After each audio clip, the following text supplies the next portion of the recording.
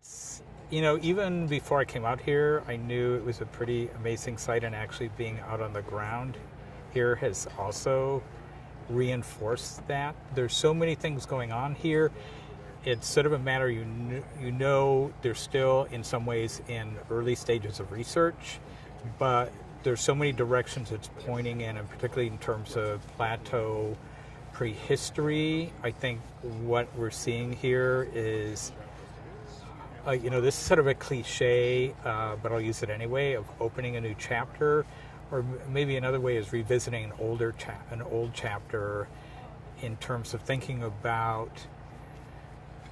early cultural development in the plateau. This is particularly an interesting area because in terms of the classic Southern Columbia Plateau, we're on the fringes, we're on the margins of that area, but there are pretty amazing things going on here that I think will cause us to revisit sites and what we know about pre-contact history of the central, the area stretch along the Columbia, the lower Snake. I think particularly the deeper exposures, there will probably always be a little bit of controversy about the dates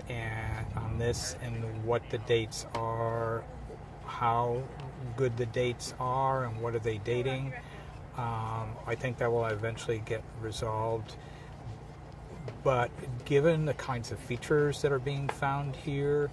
and the likely dates of those features, it tells us there's something going on here that is unexpected in terms of the kind of more sedentary. I don't think it's necessarily sedentary. You could use the term semi-sedentary, but there's a level of intensive development, occupation going on here that's unexpected at the dates that this site appears to date to, and that's what I mean in terms of these broader patterns, and revisiting what's going on elsewhere in the Southern Plateau will be really important, because is this something, at this point you could say right now this is sort of unique to the Cooper's Ferry location and this stretch of the Salmon River. Is it something that's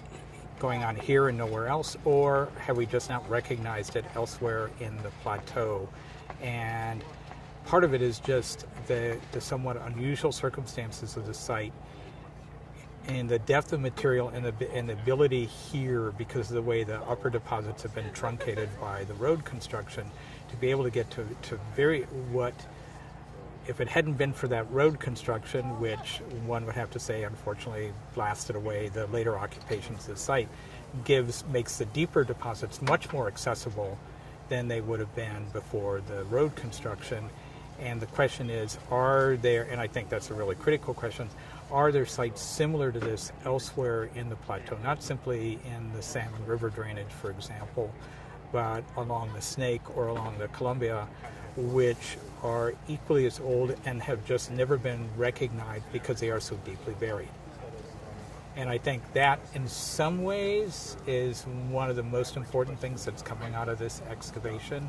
is going, what else is out there that's sort of equivalent in time, and also tells us in terms of early cultural development in the plateau, it's very different than current models. And regardless of where that ultimately goes, I think this is what's really valuable about the Cooper's Ferry. And that's what I mean. Maybe not necessarily opening up a new chapter, but revisiting an old chapter and rewriting an old chapter.